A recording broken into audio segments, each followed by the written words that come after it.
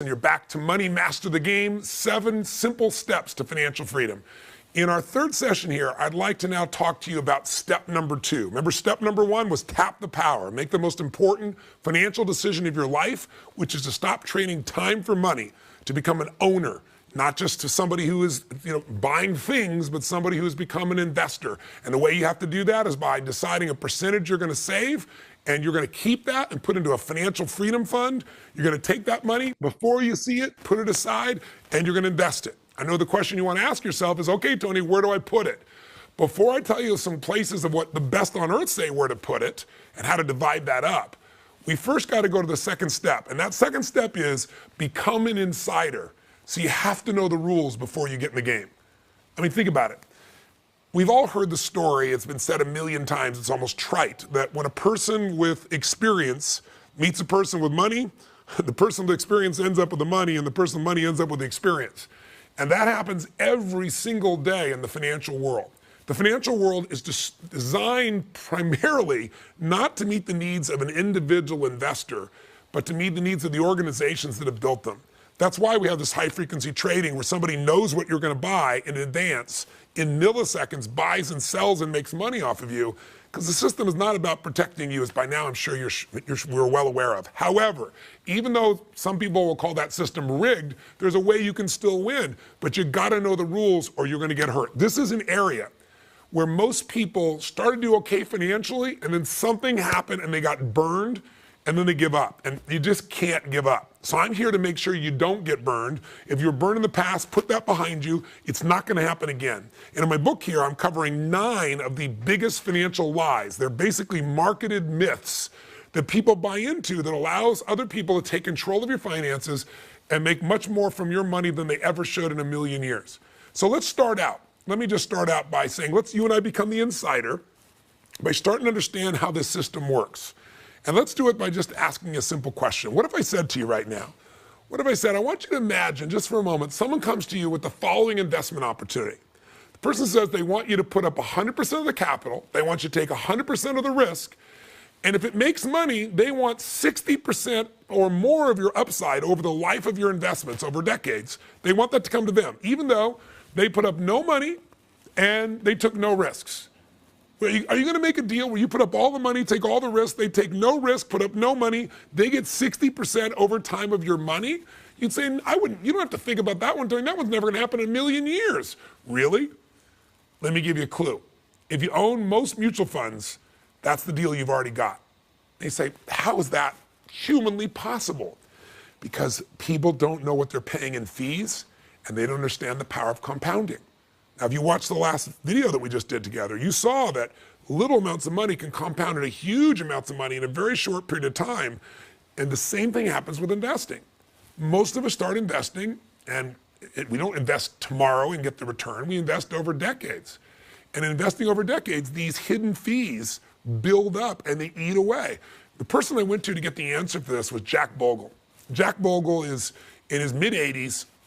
And Jack's been in the investment business now for 64 years. And here's what he said to me. He said, Tony, it's simple. Most people just don't do the math. The fees are hidden. He says, try this. If you made a one-time investment, just one time of $10,000 at the age of 20, someone gave you the money, you put it aside, 20 years old, and you just grew it at 7% per year over time, you'd have $574,464 by the time you got to my age, he said, which was 80. But if you just paid only 2.5% in management fees, and as you're going to learn in a few minutes, most management fees are more than 2.5%. I know they tell you it's 1%, but in this video, you're going to get an education so you don't get robbed in the future. But if you just paid 2.5% in management fees or other expenses, your ending account balance would have been only $140,274 over the exact same time period. I said to him, Jack, how is that possible? I mean, how could people be seduced like this? How could we be giving away that much? He goes, Tony, people don't do the math. The fees are hidden, and the compounding happens over time. He said, it's insane. And that's why he built Vanguard. Because in Vanguard, there aren't all these hidden fees. If you were to invest in Vanguard and you say, I want to invest in the stock market instead of a mutual fund, you can own Vanguard's group of the market, this large number of companies, all the best companies, and you might be paying 0.14%. That's not even, say 0.24 is called 24 basis points. That's a quarter of a percent, 0.25. 0.14, you get the idea. It's not even a percent. It's this tiny little number. So as you're investing, the compounding is all coming to you, not going to fees. Now, Vanguard's not the only company like this, but Vanguard is set up as a nonprofit organization. It's one reason why so many great investors make investments in Vanguard. Now, I don't have any investment in Vanguard personally. I don't make any money off Vanguard. It's nonprofit. I'm just telling you because it's one place to go. DFA funds is another. And as we go through the book, you're going to learn where the best ways is to protect yourself. But let's just start for a moment and say, let's you and I say we want to win this game. We want to master the game of money. To master the game, we got to tap the power of compounding. But number two, we've got to become insiders that won't get taken advantage of. We got to know the rules of the game before we get in, or we're going to get hurt. Because in this place called finance, what you don't know will hurt you. So I want to make sure you know. Let's talk about for a second, though, about what is the path to financial freedom? What does it really look like? I like to think of it as a mountain. And if you want to visualize a mountain, maybe we'll throw something on the screen for you at this point. Just imagine that there's two primary steps in investing. The first step is early in your life, you spend most of your life accumulating money. You're working your tail off. If you're smart, you're taking a piece of that, keeping it for your family, putting your financial freedom fund. You're letting it grow. And as time goes by, you're climbing the mountain of financial success. Now, there's a point when you hit the peak. The peak is that when that money machine of yours has enough money in it that you've hit what we call the critical mass, a peak level where from now on, if you would invest that money in a relatively secure environment, the income from your investments would provide enough income for you to never have to work again. So step one is you climb the mountain. And climbing the mountain, there's a lot of things that knock you off the mountain, like bad fees, like bad advice, like bad investments. They can throw you back down the mountain, starting over. But if we can help you, and that's what I'm going to do here in this book, I'm going to guide you up the mountain. But once you get to the mountain, nobody talks about this. Most of the financial planners don't, and certainly brokers don't. You have to decide at some point, I'm going to take the money I have, and I'm going to start taking it out, and I'm going to start to spend it. I'm going to start to ski down the mountain at some point and just take in life, take in my family, enjoy what I'm doing in my life. And hopefully that'll last for you 2 or 3 decades. Because today, if people retire at 65, the average person lives to be 85 if they're 65 years old. That's 20 years of retirement. And that's the average. Many people live 30 years. So that's a long time to get skiing and enjoying. But to do that, you got to also, as part of this book, say, when do I start taking the money out, and how do I make sure that money's going to really be there? Because if I climb the mountain and then the stock market drops 50%, then I'm no longer at the peak of the mountain. I'm almost starting over. I might be 65 years old, like what happened to people in 2008. Now, let me give you an idea of how we're going to help you get up that mountain. The first thing we're going to do is start looking at what those myths are that if you don't understand them, they can take you down very quickly, like missing the rocks and dropping quite a ways. And one of the first myths that people tell you all the time is, give us your money, we'll beat the market. Well, let me give you an idea of where do most people in America put their money. They put it in a 401k, right, or some form of retirement account. There aren't many pensions that are left unless you work for the government, few very large organizations, but very few. And so your goal is to have a pension eventually. Your goal is to have an income for the rest of your life so you can ski down the mountain and have a great time with your friends and your family and do what you want to do. So how are we going to build up to that? Well, most people don't know where to put their money. Most people work their tail off at their job. They come home, they want to be a great lover and friend and parent, and they want to make a difference to their community and take care of their family. And we got so many things, and we got to be an investment expert on the side. And because we're not investment experts, the people that are the experts, they know how to rig and wire the system to chip away at what we have and compound it over time to get the majority of the profitability if we let them. In fact, David Swensen gave me a great quote. David Swensen is the gentleman who's the chief investment officer for Yale, and he took their endowment fund, which has taken a century, I guess, to accumulate of $1 billion, and he converted it into $24 billion, to be exact, $23.9 billion today. And he did it in 2 decades. It's unheard of. He is the rock star of institutional investing. So if there's anybody I want to go to and say, where do investors put their money? Should they put it in mutual funds, which is where almost everybody does? In fact, he calls it the $13 trillion lie. And let me give you the exact quote of what he said to me. Quote, when you look at the results on an after fee, meaning after paying all the fees, and after tax basis over any reasonably long period of time, there's almost no chance that at the end you're going to beat an index fund with a mutual fund.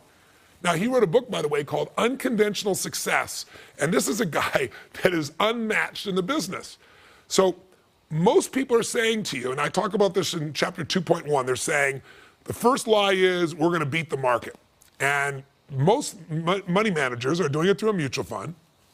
But to give you an idea, here are the statistics. And this is a statistic you should know. If you forget everything else on this video, this one will free you from hypnosis and from the marketing. Because by the way, ask Jack Bogle, how is it people are putting the money in mutual funds when they're putting the money up, they're putting all the risk, they're taking all the risk, the other people aren't, and they're getting all this money taken out of their pocket? And he said, Tony, it's marketing. He said, you can market anything. We marketed people to smoke cigarettes for decades. You can get people to do the dumbest thing. First time you smoked a cigarette, what was it like? You can go, yumbo, you cough like crazy, but then your brain went, hey, the sex will be worth it, because you saw this advertising and it convinced you. He said, that's all we've done with mutual funds. That's all we've done with these financial institutions. So here's the statistic you need to know. 96% of all mutual funds, stay with me now, 96% of all mutual funds do not match the market, the general market, over any 10-year period of time. I want that to sink in for a second. What does that mean? You have a choice. You can go to a mutual fund.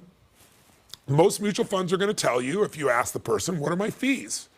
And they're going to say, well, the fees here is 1%.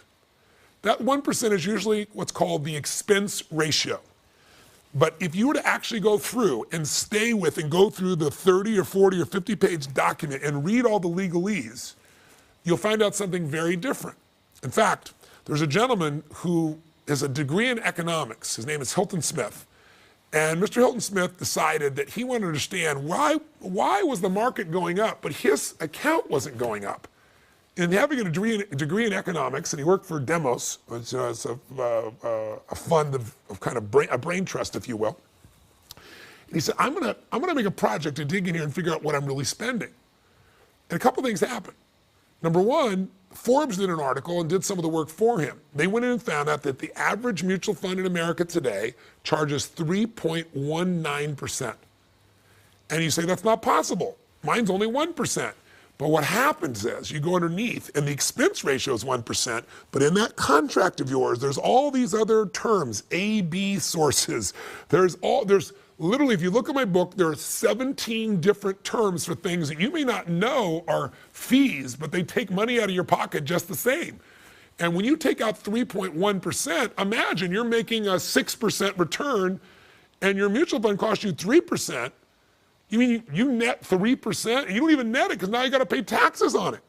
And oh, by the way, if you have a mutual fund, most of the mutual fund managers are saying to you what? Buy and hold on to us. But the mutual fund manager doesn't buy and hold. The mutual fund manager actually goes out and very often is trading all those stocks, all those bonds, trading constantly. So when things are being traded constantly, there's a tax impact. When you buy something and you hang on to it, a piece of real estate, anything, a share of stock, and you hold on to it for more than a year, a little past a year, you develop a different tax rate. You get what's simply called capital gains. Today, capital gains tax is 20%, and then you pay whatever your state tax is, as opposed to ordinary income, which might be 50% for you or close to it when you add everything in. So big difference in what you get to keep.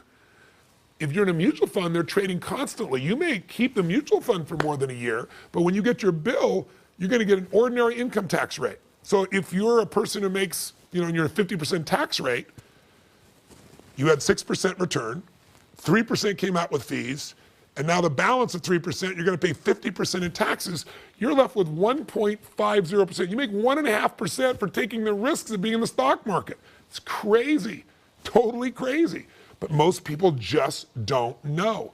They have no idea what really happens. So I want you to see two things here. First of all, I want to show you that trying to pick the right mutual fund is next to impossible because 96% of them don't match the market. Well, you could own the market for, let's call it 20 basis points. You know what that means now? It means 0.20. It means less than 1/4%. Or you could have owned the same stocks through a mutual fund and paid 300% more or more, 3,000% more at 3% than what would have actually cost to own the same product. If I said to you, you could own this car for $20,000 or someone else bought the car for $30,000, $300 versus $30,000 or some ratio like that, you go, it's the same car. That's the same thing with these investments, but you're paying those kinds of fees. Am I making sense? I know I'm hammering this hard. So let's separate these two. First, are you ever going to really beat the market? That's the myth everybody has. And I'm just here to tell you, it ain't going to happen. Now, I'm not saying it. I've interviewed Warren Buffett. I've interviewed Ray Dalio, one of the largest hedge fund in the world. I interviewed David Swensen. I've interviewed Jack Bogle. I've interviewed Nobel laureates. And they all, one after another, say nobody beats the market except a few unicorns. There's a tiny number of hedge fund guys like Ray Dalio, who, like Paul Tudor Jones, who've been able to beat the market year after year for years. But unfortunately, I say nobody beats the market because you're not going to have access to them. Ray Dalio stopped taking money a decade ago. It doesn't matter how rich you are. Paul Tudor will not take your money no matter what it has, because these guys got so big that when they made an investment, it was so big, if they got in and out of the market, they couldn't get in and out. They weren't flexible. So the best people in the world are just not available anymore, and they were only available to the ultra-rich anyway. So if you and I are going to practically succeed, what's your chance of taking your 401k and picking the right mutual fund? Well, if 96% don't match the market and only 4% do, I'm going to find that 4%. Really. Let me tell you what the chances of finding that 4% are. Ever play blackjack? If you go to Vegas or wherever you go, Atlantic City, someplace in the world, play blackjack, go online and do it. I'm sure you know how to play. It's called 21. You try to get to 21 without going over. If you have 22, you lose. If anybody gets higher than you, above that number under 21, they win. So how does it work? Well, let's say one day you're playing blackjack and you get delivered by the dealer, 2 face cards. They're worth 10 each, that's worth 20 points. If you go any higher, your chance of failing is really, really bad. If you're inner idiot, there's only one card that can give you 21, that's an ace. There's only 4 in the whole deck. If your idiot says, hit me, give me another card, you have an 8% chance of getting 21 in blackjack if you got 2 face cards and you get the 1 ace. You got an 8% chance of victory. Picking the right mutual fund, you got a 4% chance of victory. It's not going to happen. In fact, if Warren Buffett, if you want to know how Warren Buffett feels about it, in his famous 2014 letter that he sent to all his shareholders, he explained that as the world has changed and what he wants done with his money is also the same, that when he passes, he wants his wife's money that's in trust, 90% of it to be put in index funds. And he said, why? Because you're just not going to beat the market. The markets are too efficient today. It's just not going to happen. So when Warren Buffett says this, you get a little clue what has to be done. But every other one of these experts that I talked about as well talked about it, that through time, somebody could win for a period of time. But over the years, the market itself is what really wins. In fact, Warren Buffett put his money where his mouth was. He built $1 million wager against New York-based Protege Partners. And what was the bet? He bet Protege that if they couldn't pick, he'd give them up to 5 hedge fund managers, the best 5 in the world, and that the 5 hedge fund managers couldn't collectively beat what the S&P and 500 index did over a 10-year period. In other words, he's put his money in an index where there's virtually no fees. They're going to have these huge fees on hedge funds. Let's see who wins. Well, guess what? As of February of 2014, the S&P 500 is up 43.8%, and those 5 hedge funds are only up 12.5%. They're light years behind, and they got a lot more expense. So it's kind of like, think about if you were like the world's fastest man, Bolt's his name, and now you're running against a pack of Boy Scouts. That's what happens when you own the index. That's how different it is. Now, Ray Dalio said point blank, you're not going to beat the market. No one does. Only a few people are gold medalists, and most people don't have access to those people. So if you understand this, then you ought to understand that this is not just one research project. An industry expert named Robert Arnott, he's the founder of Research Affiliates, very well known, spent 2 decades studying the top 200 actively managed mutual funds. Now, what does actively managed mutual fund mean? And they're all over 100 million. When you go to a mutual fund, most of you are going to an active fund, you're saying, I'm going to give my money to somebody, and what they're going to do is they're going to take my money and they're going to figure out where to put it because they're going to be smarter than me. But in reality, 96% of the time, you could have just taken what the market was overall, a piece of the top companies, 96% of the time you'd be doing better. What did Arnott find out? The results were startling. From 1984 to 1998, a full 15 years, only 8 out of 200 fund managers beat the Vanguard 500 index. That's again less than 4% odds, exactly the same as the other study that I gave you. In fact, here's one that'll really mess up your head. There was a study done over a 20-year period, starting December 31st, 1993, and it ended December 31st of 2013. And it was to find out what did the S&P 500 return on its average return versus what did the average mutual fund investor make. And it was done by a group called Dalbar, which is very famous. Here's what they found. Number one, if you owned the index, if you just owned the stock market, a piece of it all, you had an average compounded rate of return of 9.28%. But the average mutual fund investor made just 2.54%. And that's Dalbar research. I mean, think about that. A nearly 80% difference between somebody who just owned the market versus somebody who got an index that cost them next to nothing. Now, some people say to him, Tony, no, I'm smarter than that. I go to Morningstar. I go look, and if you're not familiar with Morningstar, they're a rating service, and they rate all these funds. I go to Morningstar, and I only go out in there, and I get 5-star funds. That's all I invest in. Well, 5-star funds are so important that a study that was done over a decade long found that 72% of people put their money in 4- and 5-star funds. $2 trillion goes into whatever Morningstar calls a 4- or 5-star fund. There's just one problem. Researchers went back all the way to 1999, did a 10-year study, and guess what they found out? Of those 5-star funds, there were 248 mutual funds that were rated 5 stars. That was at the beginning of the period. At the end of the 10 years, only 4 of them were 5 stars. And David Swenson told me, he said, Tony, that star system is so important. I want to tell you how they manipulate it. He said, what mutual fund companies do is, check this out. He said, wouldn't you love to invest like this? They open up 5 different types of funds. One's an international fund, one's a US stock fund. They do all these different funds. And they see how they do.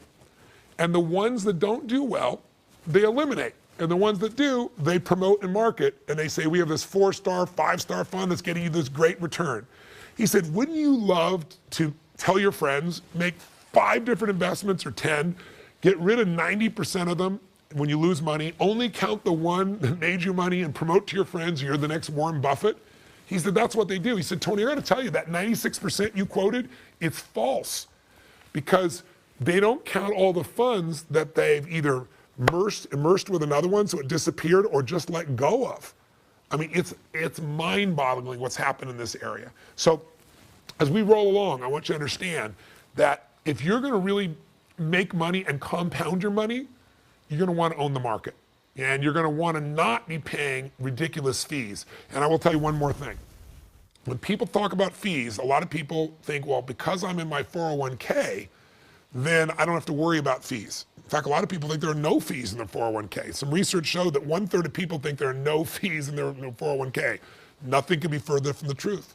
Forbes article that showed the average mutual fund was 3.1%. They found the average fees that people are paying inside their 401k is worse than if they would be paying taxes, over 4%. Now, what's the impact of fees? Let me give you a little visual on this so you get a sense. Because otherwise, right now you might be saying, Tony, you're babbling, 1%, 3%, who cares? You should care. You understand compounding now, right? So let's do an example. Let's take 3 friends, and all 3 friends are equal. They're 30 years old, and they all start out with, let's say, $100,000, or they're 35 and they start with $100,000. And they're gonna invest for 30 years, from 35 years old to 65. They all invest in the exact same stocks. But one person does it in a mutual fund that charges 3%, one does it in a mutual fund that charges 2%, and one does it in a mutual fund that charges 1%. Well, let me figure out here just for a second, what's the impact of that?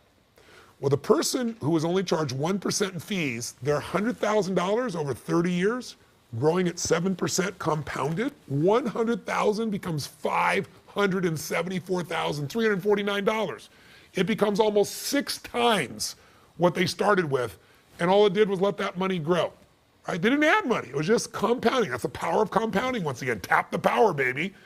But if we roll a little further, you start to look down, and what do you find out? You find out the person that was being charged 3% in fees, they found themselves in a very, very different world. Those people, that person, instead of having almost $600,000, has literally $324,000, $340 left. They literally have 77% less money. And what was different? They invested in the same stocks. They invested in the same pieces. The only difference were the fees. 77% went to fees. So one person's got almost $1 million, and the other person is probably trying to figure out how they're going to survive, because that won't last very long. In fact, Jack Bogle, the founder of Vanguard, says, quote, "I think high costs eroding away your returns are as much a risk for investors as the economic situation in Europe or China." So you don't want to get pulled into this. And I do recommend you read the article in the book. It's the Forbes article. It's called "The Real Cost of Owning Mutual Funds." It's written by Ty Burnick, and he peels back the layers to dissect the actual costs and arrive at that heart-stopping total of the average mutual fund costing you 3.17%. And on 401k plans, which you're supposed to have as a low cost, he started finding out the hefty expenses were even more. So the average plan administrator, to do your 401k, they charge an administration fee. It's somewhere between 1.3 and 1.5% annually, according to the Nonpartisan Government Accountability Group. That's what they found. So that's $1,300 of every 100,000 just to participate in the 401k. So when you have that 1.3% on top of the 3.17%, you can actually be paying more expensive to own a supposedly tax-free account or tax-deferred account. You might be paying 4.47 to 4.67%. Now, it's a bunch of numbers. What the hell does that mean? Once again, if you're getting a 6% return and someone's taking away 4.47%, that means you're getting 1.5%. And then you have to pay taxes on the 1.5%. That's totally insane. Are you becoming an insider? See, I want you to get it. Next time someone says, "I'm going to beat the market," they might beat the market for a year or two or three or four, but they're not going to do it over a decade or more. Nobody does. Nobody stays that way. There's a few unicorns. I'm going to introduce them to you in this book. I'm going to show you how they invest so you can do it directly if you want to, but it's not going to happen through a mutual fund. Again, I'm not here telling you anything that's my opinion. Everything in this book, as you go through the book, you'll see there's nothing that's my opinion except what to do emotionally. When it comes to investing, this is not the Tony Robbins show. This is the show of the Ray Dalios. This is the show of the Jack Bogles. This is the show of David Swenson. This is the show of Kyle Bass, who took $30 million and made it $2 billion in 2 years. This is the show of Paul Tudor Jones, who's made money every year for 28 consecutive years. This is the show of the best on earth. For the first time, they're opening the doors and they're showing you what's happening. So let me give you one more myth and then we'll get out of this section. Are you seeing, by the way, what a difference this can make? I mean, I gave you a $100,000 example. Many of you out there, you're going to accumulate $1 million. $1 million growing at 7% with 3% fees versus $1 million growing at 7% with 1% fees. It's the difference between $7 million versus $4 million. There's a $3 million difference. The numbers only get more intense if you don't take care of yourself. So in the book, I'm showing you how to do that. But what's the most valuable way to take care of yourself? Because right now, my guess is I'm talking 100 miles an hour. I'm passionate. That's why it's better to read the book. But some people want to watch a video, so I'm here for you. But you're saying, like, "Tony, you're running these numbers for me. What do I take from this?" Here's what you take. You're going to be taken unless you become an insider. What's the first rule? Nobody beats the market. How are you going to protect yourself? If you make investments of this sort, you're going to be looking more likely to own the market in an index. And the second piece they're going to tell you is fees don't matter. You're going to go, BS. Fees are compounded and they matter. In fact, Mr. Hilton Smith, when he did his research, he found that somebody who only makes $30,000 a year on average in their lifetime will lose $150,000 in fees. That's a small investment. That's someone that's giving you an idea. If you're making $30,000 a year, that's 5 years of retirement that they give up in fees. Now, most people watching a video like this, most people reading my books, earning substantially more than $30,000 a year. So if you're in the $100,000 range, it might be $500,000 or more in fees. Just think about that. This book, this little video, if you hear me right now, if you'll stay with me and just go, I am not going to be taking advantage. I'm an insider. No one's going to beat the market long term, so I'm going to go for indexes on those areas. I'm not going to let somebody hammer me on fees. I'm going to go for the lowest possible fees, and I'm not going to get diluted by somebody pumping me up with some story. I'll tell you a third lie you should be aware of. Average returns. Average returns. You know, you might have your broker say to you something like, hey, Overall you're doing good. Your average return is X. Let me give you an example. Let's say you buy a bunch of investments and your broker says to you, well, overall it's not bad. I'll give you a perfect example. Let's say, imagine a stock market, and this is an imaginary, it goes up, or a stock, you own Apple, and it goes up 50%, and then it drops 50%. And then it goes up 50%, and then it drops 50%. Just watch that, up 50, down 50, up 50, down 50. Look, it looks like a straight line, doesn't it? On paper, it's a straight line. On paper, your average rate of return was 0. You didn't make money, but you didn't lose money. But if you put dollars to this, you'll see it's quite different. Because there's what we call average returns, and then there's actual returns. And I'll give you a clue, actual returns are the only thing you can spend money on. You can't take average returns. So let's say you put $100,000 in, and it goes up 50% to $150,000. Now that 150 is gonna drop 50% down to 75,000. Now it goes up 50%, oh wow, 75,000 going up 50%? Now I'm on 5,000. I'm off on my number, they'll put it on the screen. And then it drops 50%, and look where you end up. You end up not even, you end up down 43.75%. Check it out. And you would have thought you were even. See, these are the types of tricks people use to manipulate your mind and get your money. So let me finish with one final lie that might be really helpful for you. Let's see what we've learned so far in this film. One, we've learned nobody beats the market. We've learned that we have to really be smart in this area because it's easy to be seduced. Somebody might beat it for a while, but not long term, not according to Warren Buffett, not according to the 50 best experts that I've interviewed. Second, fees do matter. So we want to reduce those fees as low as humanly possible. Third, average returns are not real returns. In fact, in mutual funds, the numbers they actually advertise, when you see that's the rate of return they've gotten, is not the return you're going to see. Because the vast majority of people, and by the way, Jack Bogle goes crazy about this in my interviews, the average person thinks, oh, if I put my money in that mutual fund, that's the return I would have gotten. But most people put their money in at different stages, like a certain amount each month to your 401k. Your actual rate of return is not the same as the whole year. They might have had a good month. If you weren't in that good month, or you only had a certain amount of money in that good month, you didn't make an 8% or 9% return, you made something far less. So there's a lot manipulating you. So where do you go? Where do you go to trust somebody? Well, here's the worst part. First, somebody tells you they're gonna help you beat the market. They don't. Then they're gonna tell you fees don't matter, and they're gonna have you take the risk, you put up the money, and they're gonna take a lot of money. Then thirdly, they might promote to you, you're doing okay on average, and then after all that, here's the fourth lie. They'll look in the eye and say, I have your best interests in mind. And unfortunately, maybe the person representing you does. Meaning, the world we live in today is a bizarre world. The financial industry has just huge influence because of the economics that they spend on Congress and lobbying Congress.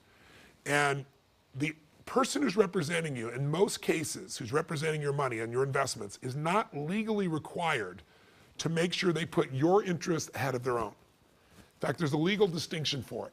And that legal distinction is this idea of whether or not you have to have what's called a suitable investment versus a fiduciary. Now, I know your brain's gonna want to be fried for a moment, but if you stay with me on this, I can promise you, I can save you a ton of money and get you the advice and find somebody you can trust.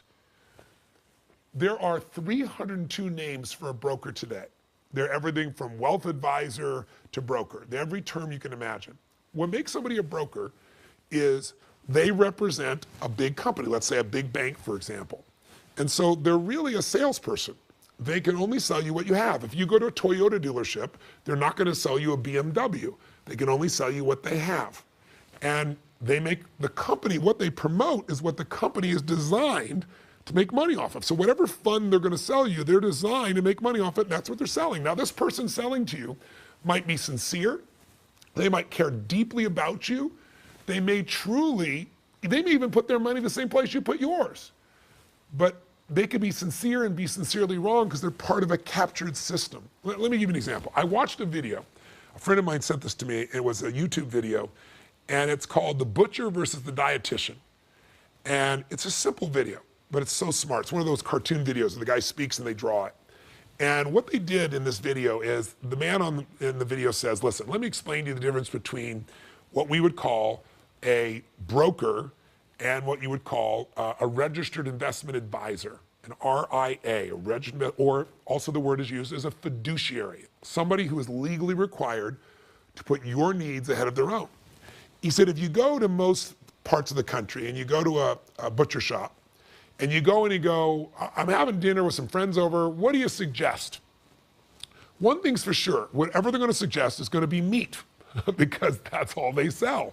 So they might say, we got some great lamb chops here, or we got this roast that's come from here, or we've got this steak that comes down from South America. It's the best stuff. It's the best stuff we got. That's what they're going to sell you. If you go to a butcher, they're going to sell you meat. But if you went to a dietitian and you said, what should I have for dinner tonight? I'd like to have some meat. They might say, hey, buddy, I know you want some meat, but let me just show you something. Your cholesterol's getting up. You're going to have a heart attack. Maybe it's time for a little fish for you. Maybe it's time for a little rice. Maybe there's a little more salad for you. So a dietitian will actually tell you what's best for you because they're not getting paid to sell meat. They're getting paid for their advice. Versus a broker is a butcher. Their job is, sincerely, to sell you the best meat they think they have. But you got to remember, there's an organization deciding what meat to sell you and how they can make the most profit from it. So when I watched this video, I was really intrigued. I thought it was such a simple way of describing it. It said what a fiduciary is, a registered investment advisory, an RIA, a fiduciary, is someone you go to who's required by law to make sure what they get you is best for you. The broker has a different rule, and the rule is called suitability standard. I know this sounds like legalese, but you got to understand this because if you don't, you'll get taken advantage of. Here's what that means. Suitable just means they asked you some questions, they heard your goals, and that they think that what they're offering you could help you get your goals. There's no way you're going to sue somebody over the suitability standard and say they didn't take care of me. It's not going to happen.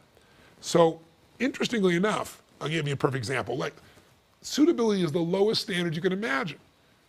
If somebody has a suitability standard, they tell you to buy Apple this morning or Microsoft or whatever, IBM, and they sell you that stock, and then later in the day, they buy it cheaper, no problem. They won. But if someone's a fiduciary, if they're a registered investment advisory, and they represent your best interest, they legally, if they told you to buy Apple or Microsoft, and you bought it this morning, and they buy it cheaper tonight, they have to give you their stock. It's required by law. They have to put your interests ahead of their own. You would think that everyone would be legally responsible to put their interest behind yours, make you first. But in the financial industry, it's not that way. And there have been huge pushes by Congress to try to bring the fiduciary standard to all financial people. And the financial system has fought it off with big dollars and big lobbyists. So you have to understand this. So one of the things that I really try to do is say, okay, in my book, I'm showing you what to do, but I wanted to be able to say, okay, if you feel like you want someone to do this for you, where do you go? You do not want to go to a broker, even if they're a good guy. As Ray Dalio said, you think that broker's your doctor, and he isn't your doctor. He might be sincere, he might care, he might even done okay for a while, but he's not a gold medalist, and he's not going to know where to put your money, and he's going to be selling you what he's supposed to sell you. It's part of a boilerplate, part of a room. So when I watched that little video on the dietitian, versus the beef salesman, so to speak, the butcher, I found out that the founder of that particular company, the man who did it behind it, was the head of a company called Hightower.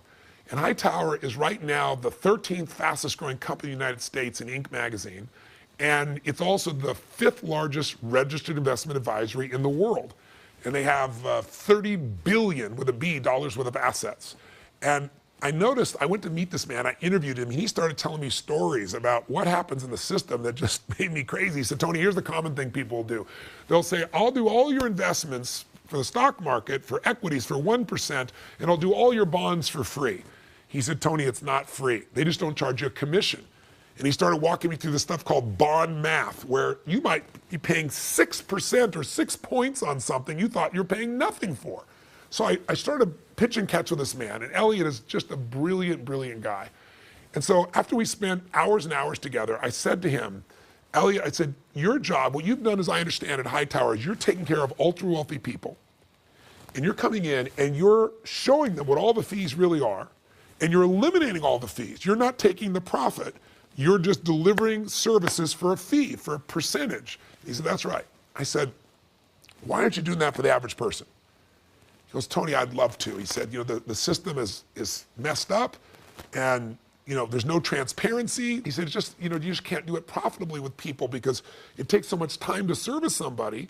And if you're taking a tiny percentage, like 1% or less of their assets as a fee, 95 basis points, less than 1% or less. He said, you need somebody who has a lot of money for the time you do it. I said, I understand that. But I said, the average person is getting screwed. They have no idea what they're paying for in fees. They have no idea how much risk they're really taking. They don't even know what their real return is. Someone's telling me an average return. He said, I know. I said, you should do this. I said, even if you don't make money, you should do this and you should use technology. Because you could get, today, instead of using a human being's brain taking hours to do that, you could do this with technology. And I basically pitched him on saying, I want you to go and think about this and think about how to bring the level of advice you give to ultra wealthy people to the average person. What was really cool is he felt the spirit of it, and we built a real great relationship. And over the next 3 months, he went back and worked with his teams. And he finally came back and he said, Tony, I introduced him some people that had some patented technology that was extraordinary. I have no investment in it. I wasn't selling it. I just said, these guys are the best.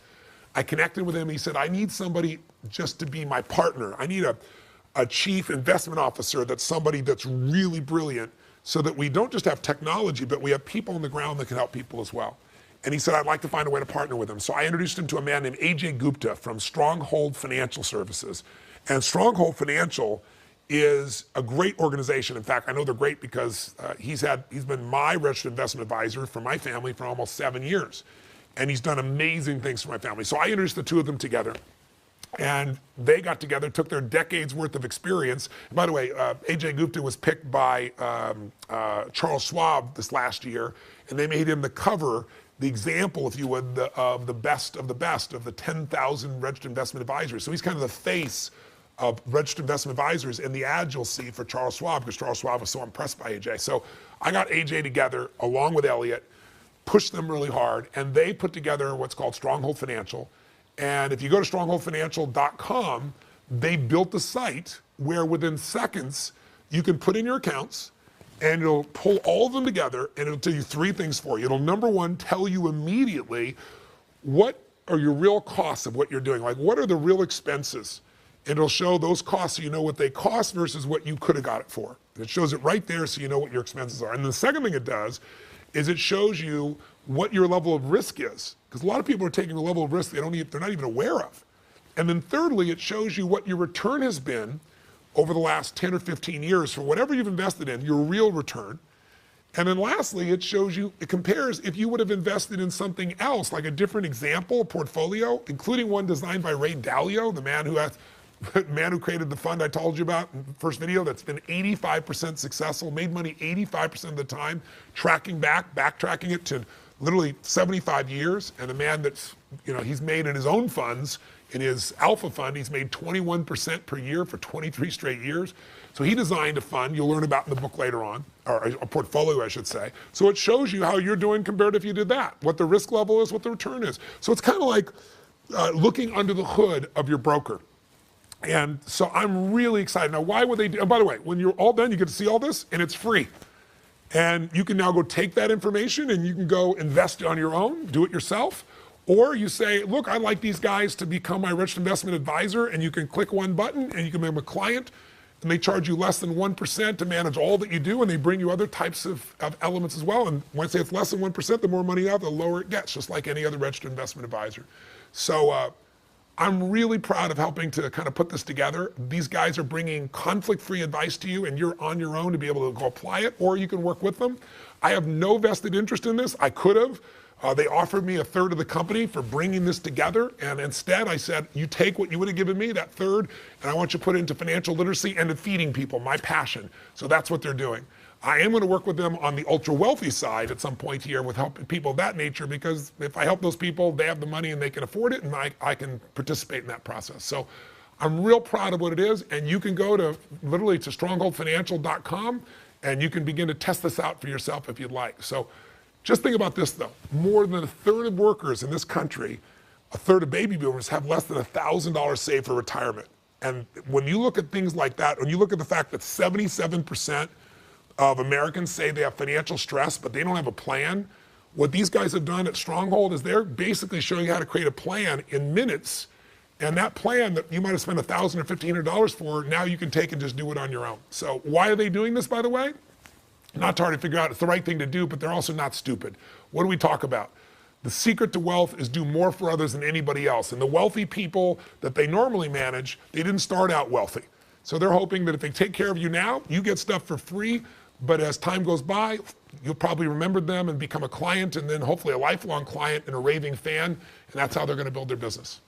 By the way, you might say, well, Tony, is Stronghold the only place I can go? Of course not. What you want to do is go get yourself a registered investment advisor. Now you can, by the way, you can do all this yourself. You don't have to have an RIA.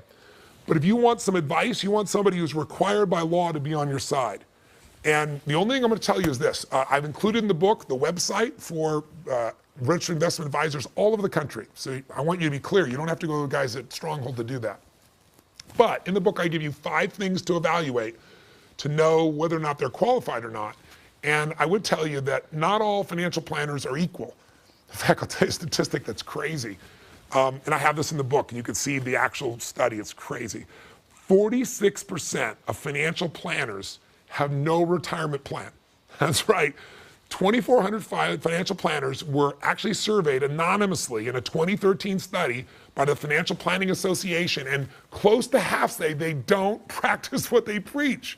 Now that's crazy. Now to be fair to them, the world is so complex right now, many people don't know what to do. So if you're going to get a fiduciary, think of them 2 ways. I think of it as 2 measurements you want, like a cross. First thing I want to know is, are they really a fiduciary? On this side, to the left is people that are just salesmen. The middle line here is where legally they're required to take care of me, and some people are trained to be a better fiduciary than others, like your lawyer, your accountant. They're a strong fiduciary. They're only going to do what's in your interest, required by law. And a very strong fiduciary will do the same. But you can be a strong fiduciary, and we got to measure something else. Are you really sophisticated? Do you have some of the best choices? Do you know investments where I can make a return, for example, where I'm guaranteed not to lose money in the stock market and still get 80% or 90% of the upside? Very few do. Do you know, for example, how I can invest in senior housing where I might get a 7% return and 50% of the upside? To know what other types of investments are available, I need somebody more sophisticated versus less sophisticated. You can have a fiduciary who's really looking out for your interest, but they're not very sophisticated. They're a good person, but they don't know much. Or you can get a fiduciary that knows a lot. The wealthy have high sophisticated people. Some get taken advantage of, but the smartest ones have fiduciaries as well. So that's like Hightower. Our goal is move you from left up to right, if you will, to where you have high sophistication and high fiduciary. And that's one of the things we try to do here with Stronghold, to bring some of those resources down for you. But again, you pick who you want. All I'm going to tell you here in the end is make sure that whoever's going to represent you is on your side legally, not just sincere, not just they care. You want a fiduciary. Okay? So we covered a whole lot in this session. My gosh, we covered 4 of the lies. Quick review. Number 1, you know the first of the 7 steps now. You know that the bottom line to getting to financial freedom is you got to tap the power of compounding. You got to become an investor, an owner in American stock market or in stocks and bonds. You got to become an investor, period. Real estate, whatever. You can't just be a consumer. And the way you do that is you pick a percentage, you automate it, and you start building a freedom fund. Have you done that first step? If you haven't, when you close this, go to Fidelity, go to Schwab, find a way to automate and take a percentage off that's going to be automated every month where you don't see the money.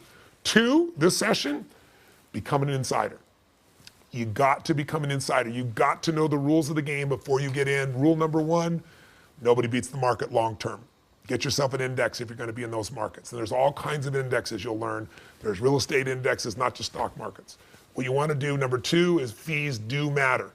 You don't want to be paying a ton of fees. You want to be in that 1% range or below, not 2 and 3%, or maybe even less than 1% if you're just doing it all yourself and you have a small amount. Take a look at your 401ks. In the book, I have a whole chapter on 401ks. It's really simple. And if you're an owner, you better read it, because most owners don't realize they're the fiduciary. You're responsible legally to your people to make sure your plan is the best. And if it's not, you can be fined $600,000. Take a look at the book. It'll get your full attention. You're required by law each year to compare your 401k to the best of the best. And if you don't do that, you're exposed by the Department of Labor. Anyway, important piece, 401ks. Third, Don't get sucked into average returns. Up, down, looks even. You're down 43.75% on that same example, going up 50, down 50, up 50, down 50. So you're not going to get seduced. Fourth, even if you like your broker, even if they got a beautiful name like Wealth Manager, make sure who's representing you is a fiduciary. You don't want a suitable investment. How do you feel if somebody said, let's go have a meal there, the food's suitable? Or what if you said, honey, how was the sex tonight? Well, it was suitable. Right?